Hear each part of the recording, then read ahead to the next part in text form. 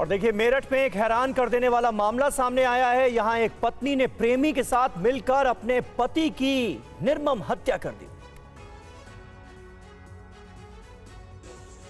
घटना मेरठ के ब्रह्मपुरी थाना क्षेत्र की है। यहाँ एक पत्नी ने अपने प्रेमी के साथ मिलकर अपने पति की हत्या कर दी। हत्या के बाद शव को घर में ही एक बड़े ड्रम में छिपा दिया गया और ऊपर से लोहे के ढक्कन को सीमेंट से बंद कर दिया गया। पुलिस ने मामले की सूचना मिलते ही मौके पर पहुंचकर शव को कब्जे में लेकर पोस्टमार्टम के लिए भेज दिया है। पुलिस ने आरोपी पत्नी और उसके प्रेमी को गिरफ्तार कर पूछताछ शुरू कर दी है। एक सौरभ राजपूत नाम के व्यक्ति हैं जो कि मर्चेंट नेवी में कार्यरत थे। ये 4 तारीख को अपने घर आए थे और तब से ही ये देखे नहीं गए थे।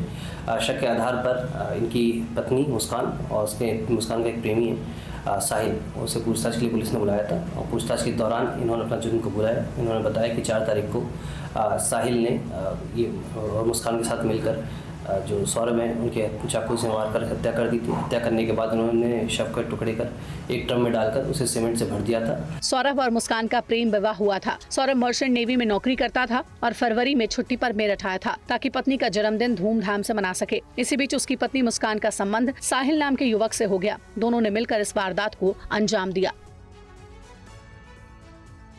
और मेरठ में जिस जगह इस वारदात को अंजाम दिया गया वहां से TV9 भारतवर्ष संवाददाता पुनीत शर्मा की ग्राउंड रिपोर्ट देखिए।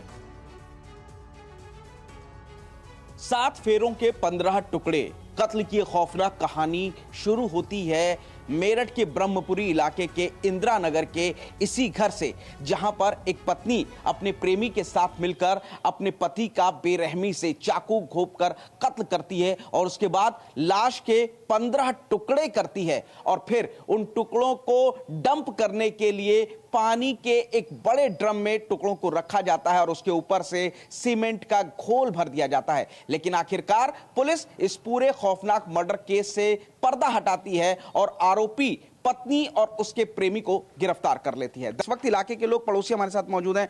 क्या पता लगा आपको जब ये हत्या हुई, पुलिस यहाँ पर पहुंची तो? भैया कुछ नहीं पता, जब पुलिस आई जब ही पता चला हमें तो। अच्छा, कि ऐसा हो गया।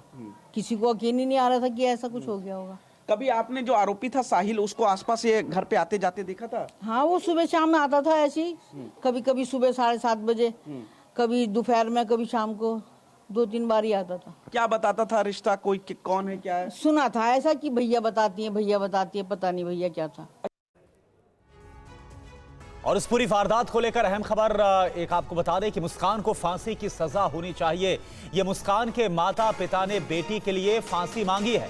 फांसी नहीं हुई तो हम उसे मार देंगे, मुस्कान की मां की तरफ से ये बयान सामने आया है। सौरभ से हमें बहुत लगाव था, मुस्कान की मां का ये कहना है। साहिल ने मुस्कान को नशे की लत लगवाई, ये मुस्कान के पिता की तरफ से कहा गया।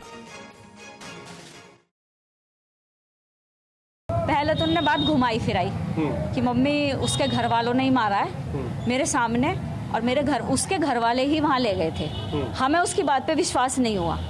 किसी के उसके घर वाले उससे बहुत प्यार करते थे, हमें पता है सब। हमारी बच्चियाँ कहाँ कैसे माहौल में गई है हमें पता है। उसके घर वाले सौरभ से बहुत प्यार करते थे। पहले उनने खुद कही हमसे, हमें विश्वास नहीं हुआ।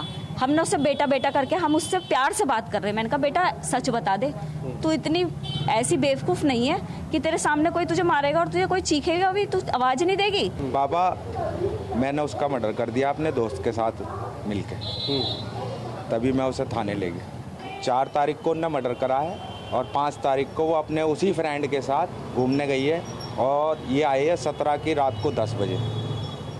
उसके बाद इन्होंने कोशिश करी होगी छुपाने की, पर छुपती नहीं वो। तो सुबह से इससे बात कर रही थी, 18 की सुबह से इससे बात कर रही थी, तो इसने कहा तू घर आ जा। तब वो घर आके रोने लगी और बता दिया सब कुछ। तो मेरठ से ये हैरान कर देने वाली वारदात सामने आई है।